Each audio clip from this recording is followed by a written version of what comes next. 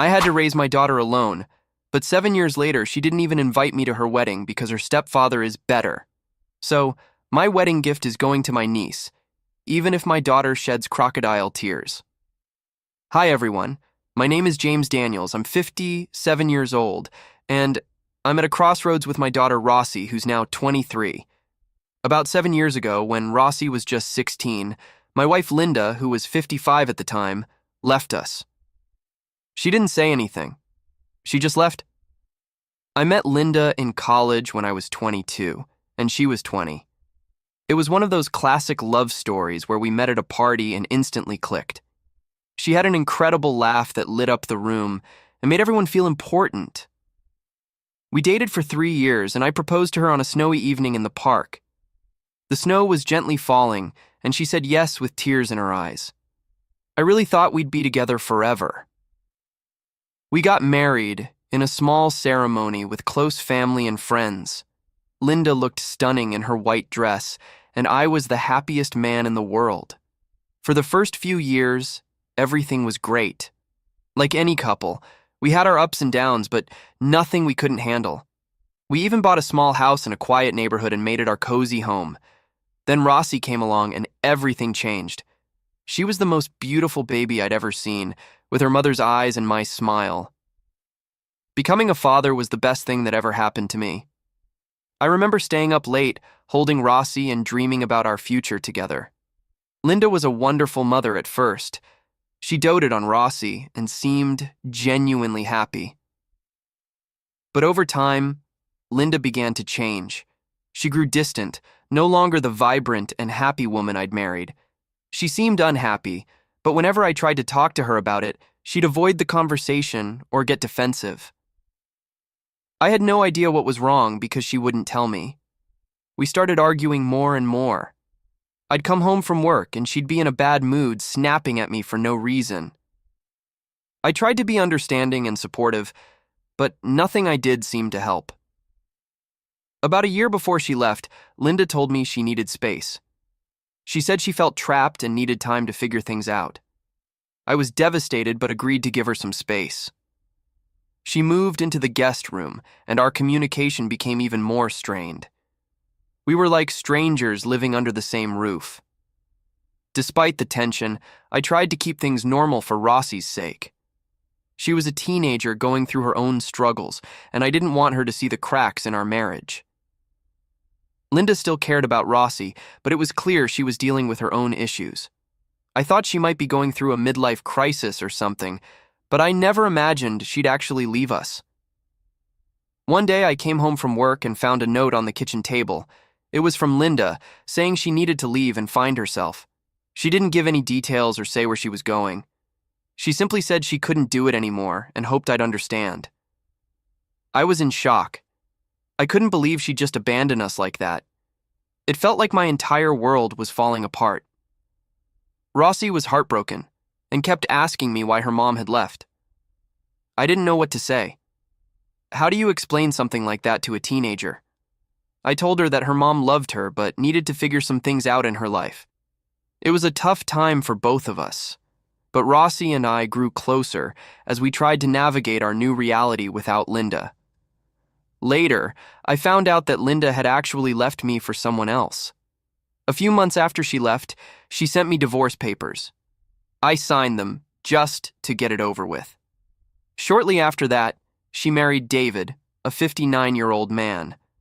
As a man, my self-esteem hit rock bottom. There was no doubt Linda had left me because David was wealthier. Eventually, I moved on. But learning she left me for someone else was a massive blow. It felt like someone had driven a knife into my heart. I remember sitting on the couch, staring at those divorce papers, trying to process everything. I couldn't believe she had moved on so quickly, and with someone who was, frankly, much better off financially. It made me feel like I wasn't enough, like I couldn't provide what she needed. David was a successful businessman. I'd seen pictures of him online, fancy cars, a huge house, the whole package. I couldn't compete with that. I had a regular job that barely paid the bills and allowed me to take care of Rossi. Linda had always seemed supportive of my job, or so I thought. I never imagined she wanted more, that she felt she was missing out on a luxurious life. When she married David, I was devastated. It felt like I was being replaced, not just as a husband, but also as a father. David was the kind of man who could give Linda everything she had ever wanted, and that hurt deeply. I spent a long time questioning what I had done wrong. It was a dark period, and I often felt like I was drowning in my own self-pity. For a while, I just went through the motions, taking care of Rossi, going to work, and trying to keep it all together. But inside, I was broken. Rossi noticed, of course. I tried to be strong, but she could see that I was suffering. She missed her mom, and it was hard for her to understand why Linda had left us for someone else. Finally, I realized I had to pull myself together, for Rossi's sake and my own. I couldn't keep living in the past and letting it ruin my life. As the years went by, Rossi adjusted more to life without her mom. She stopped asking questions and simply accepted that Linda wasn't around. She focused on college and her friends, which I think helped her cope. Then, one day, out of the blue, Linda reached out to her. I remember the day Rossi told me her mom had called. She was excited but also nervous. She didn't know what to expect, and honestly, neither did I. They started talking on the phone, and soon after, they met up for coffee. Rossi didn't tell me much about their conversation. She seemed happy, but also cautious. She didn't want to get hurt again. I tried to be understanding, telling her it was good to have her mom back in her life. Deep down, though, I was scared. I didn't want Rossi to get her hopes up and then be let down if Linda decided to leave again. Over time, their relationship seemed to grow. They met occasionally, and Rossi started mentioning her mom more often. She'd tell me about their chats and the things they did together. They seemed to be getting along, and that made me happy. Rossi deserved to have her mom in her life, and I hoped Linda would stick around this time. Things took a turn a few months ago when Rossi told me she was getting married. She was thrilled, and I was happy to see her so excited. She also mentioned that Linda and David would be invited. While I wasn't thrilled about seeing them, I was genuinely happy for Rossi. It was her big day, and I wanted it to be perfect for her. Rossi dove into wedding planning with joy, talking about the dress, the flowers, and the venue. I was excited to see my little girl get married and start this new chapter in her life. We had a few planning sessions where she shared her ideas, and I offered to help in any way I could. I thought everything was going well and that I'd be part of this special occasion. But about 2 weeks ago, Rossi came to my house and said she had something important to tell me. She seemed serious and nervous. I thought she might want my advice or need to share something about the wedding plans. Instead, it was something completely unexpected. She sat me down and told me that Linda and David had offered to pay for the entire wedding, but with one condition. They would cover everything as long as I didn't attend the wedding. I was in shock. I didn't know what to say. At first, I just stared at her, trying to process what I'd just heard. I told her it was ridiculous, that I was her father. I couldn't understand why she would agree to something like that. I asked her who would walk her down the aisle if I wasn't there. She said David had agreed to do it. Hearing that felt like a punch to the gut. I was hurt and confused. I saw in her eyes that she had already made up her mind, and that broke my heart even more. I asked her how she could do this to me after everything we had been through together. How could she just exclude me from such an important moment in her life? She seemed almost annoyed by my question, as if she didn't understand why I was so upset. She said David was better because he could pay for the wedding. It was as if my feelings didn't matter. I was devastated. I couldn't believe that my daughter, the little girl I had raised and loved, could be so cruel. It felt like all those years of being there for her no longer meant anything. I told her, "Fine. If that's what you want, then I'm okay with it." But I wasn't okay at all. Inside, I was shattered. It felt even worse than when Linda left me. At least then, I had Rossi to hold on to. Now, it felt like I had lost her too. I wasn't a poor man. I had a good job and lived a comfortable life.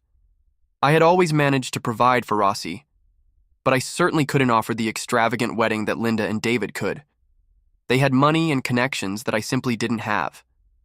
Still, I had something meaningful I had been saving for Rossi's wedding, a gift that meant the world to me. My parents had left me a property in a very desirable neighborhood. It was a beautiful house, far nicer than the one I lived in. I had always thought of it as Rossi's inheritance. I planned to give it to her as a surprise wedding gift, a perfect start for her new life. It was my way of showing how much I loved her and wanted to support her future. But since I wasn't invited to the wedding, I began to question whether it made sense to give her this gift. Why should I give something so valuable to someone who didn't even want me at her wedding? It hurt to think that she might not appreciate the gift, just as she seemed not to care about my feelings when she chose David over me. I have a niece, Lily, who is 19 years old. She's a sweet girl, and I care about her deeply. She's always been there for me, and we have a great relationship. Lily is studying hard, working part-time, and dreaming about her future. She's kind, thoughtful, and has always made an effort to stay in touch, even when family matters got complicated. I started to think about giving the house to Lily instead. Her family wasn't well off financially, and they had faced many struggles. I knew that a house like this would change Lily's life. She could live there or sell it to fund her education or start a business. The more I thought about it, the more sense it made. Here was someone who loved and appreciated me and who could genuinely benefit from this gift. So I made the decision. I decided to give the house to Lily. It wasn't an easy choice because, deep down, I still wanted to give it to Rossi. But I felt it was the right thing to do. I didn't want to give something so precious to someone who didn't seem to value my presence in her life. When I told Lily about the house, her eyes lit up with joy. She couldn't believe it. She hugged me tightly and thanked me over and over. Seeing her so happy made me feel good, knowing I was making a real difference in her life. It was a moment of joy in what had been a very difficult time for me. However, when Rossi found out about it, she wasn't happy. She called me, probably to try to convince me not to give the house to Lily. When I saw her name on my phone, I felt a twinge of pain in my heart, but I didn't answer. I wasn't ready for another confrontation or more hurtful words. The next day, she came to my house. I saw her standing on the porch through the window. I knew this wasn't going to be a pleasant visit, but I opened the door anyway. She walked in, looking around as if seeing the place for the first time in a long while. The air was tense, and I could tell she was preparing to say something important. Rossi sat on the couch and began to talk. She said she had heard about the house and my plans to give it to Lily. Her voice was calm at first, but there was an undercurrent of something else.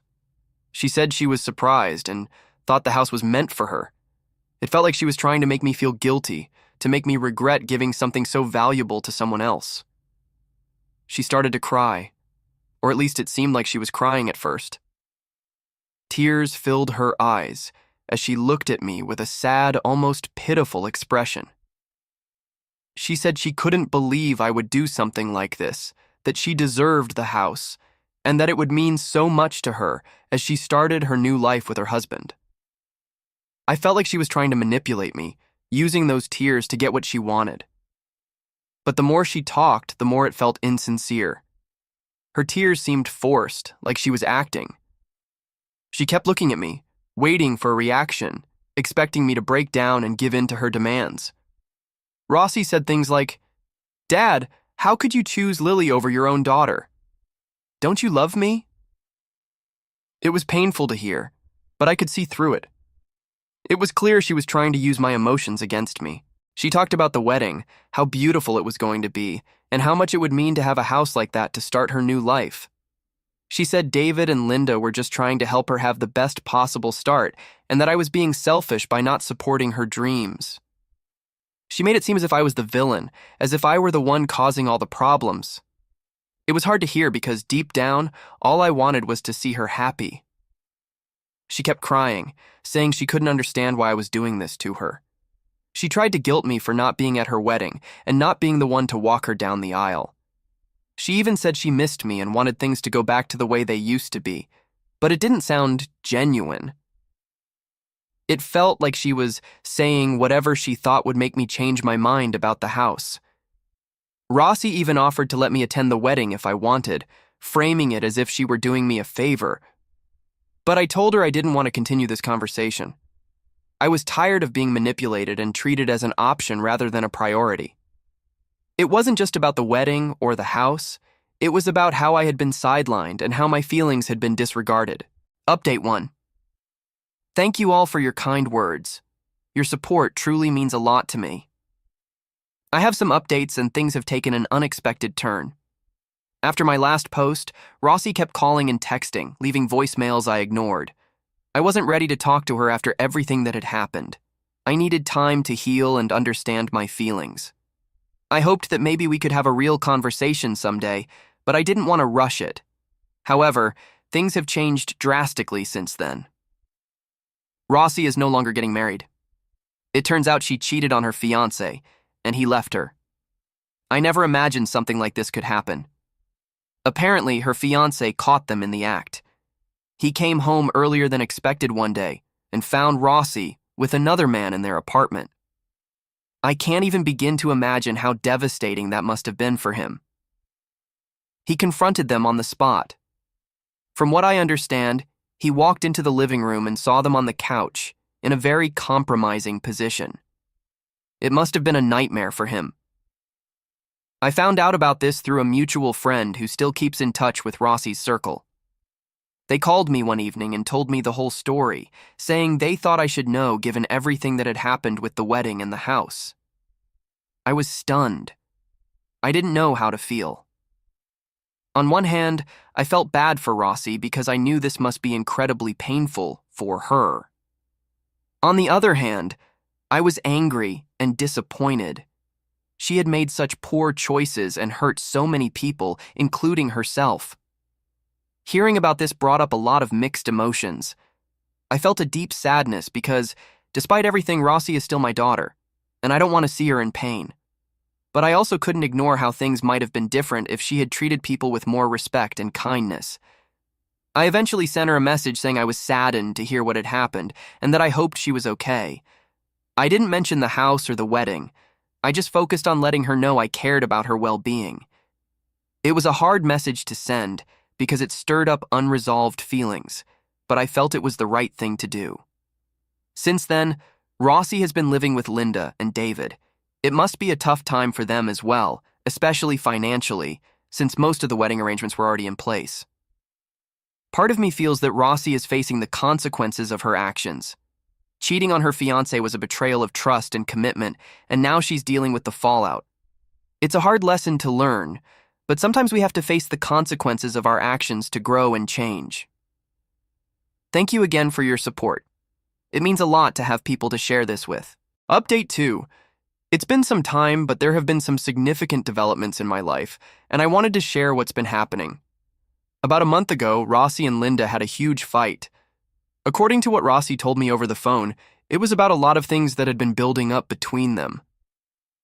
Rossi said Linda was upset about how she had treated her fiancé and how it reflected on the family. Linda felt embarrassed and disappointed by Rossi's choices, and everything boiled over into a heated argument. Rossi called me crying, asking if she could come stay with me for a while. She said things had gotten really bad between her and Linda, and she needed a place to stay until they could work things out. I have to admit, part of me wanted to help her.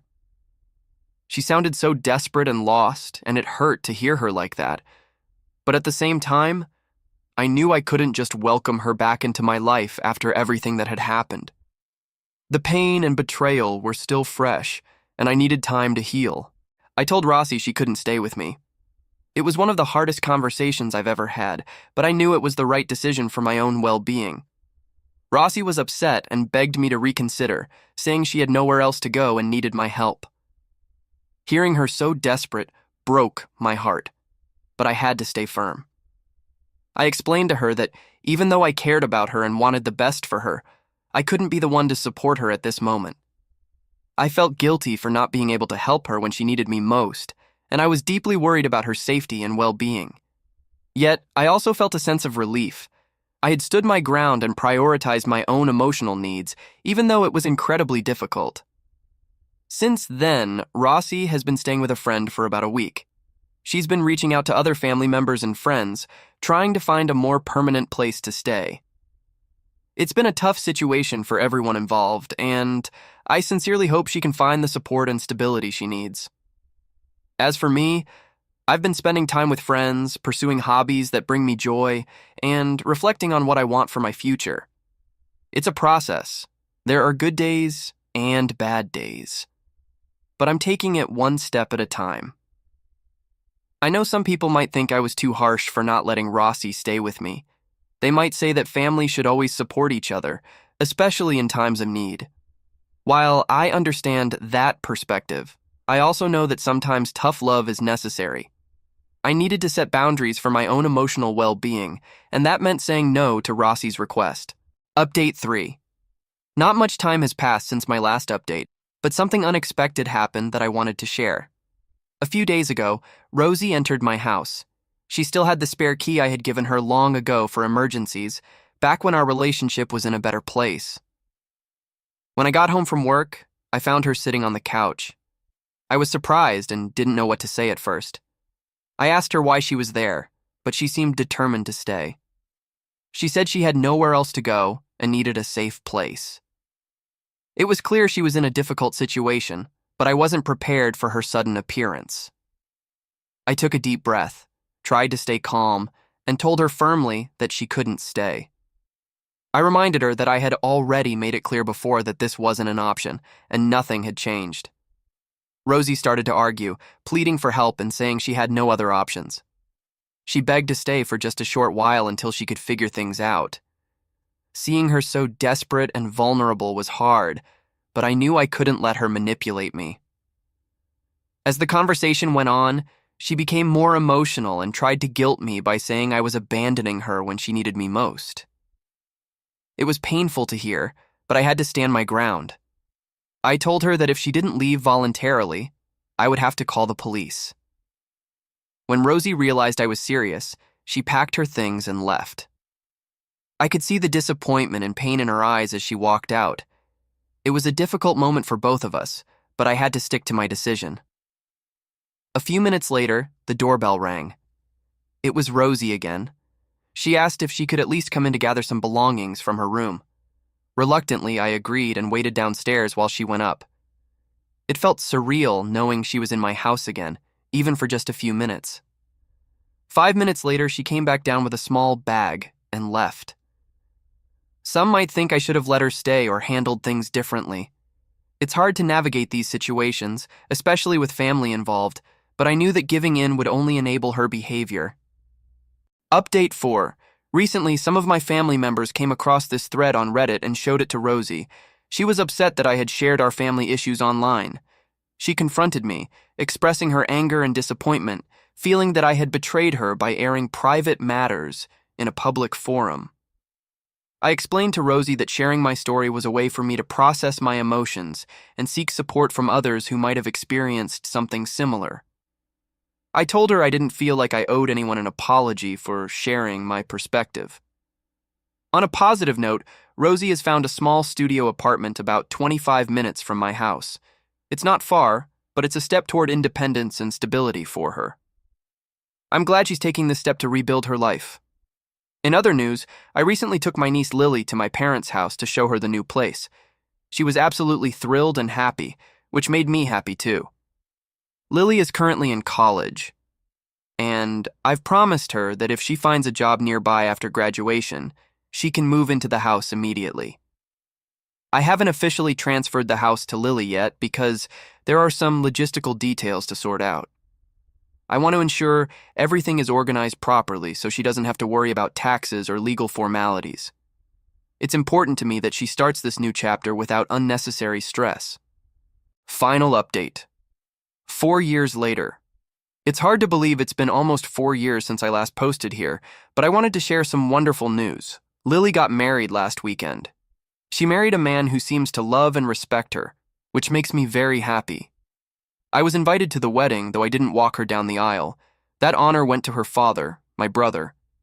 I won't lie, I would have liked to walk someone down the aisle, but her father is a good dad and deserved that honor. Lily and her husband are now living in the house I left her, and they're very happy. Some of you might wonder why I didn't move into that house myself. It's a beautiful place, but it's too big for just me and too far from my work. If I hadn't given it to Lily, I probably would have sold or rented it. I'm glad it's being put to good use. Lily even mentioned she plans to fill it with at least 3 kids, which makes me very happy. As for Rosie, she married someone else, different from the man she was engaged to when I made my original post. I wasn't invited to her wedding and obviously didn't walk her down the aisle. We haven't had much contact in recent years. I won't say it doesn't hurt because she's my biological daughter, but Lily has always been there for me and treated me like a second father. That bond has made the situation easier to bear. Interestingly, Rosie's stepfather didn't pay for her wedding or walk her down the aisle either, so I assume that relationship is strained as well, but I don't have many details. Thank you to everyone who has supported me through these updates. Life has its ups and downs, but I'm glad to have found some peace.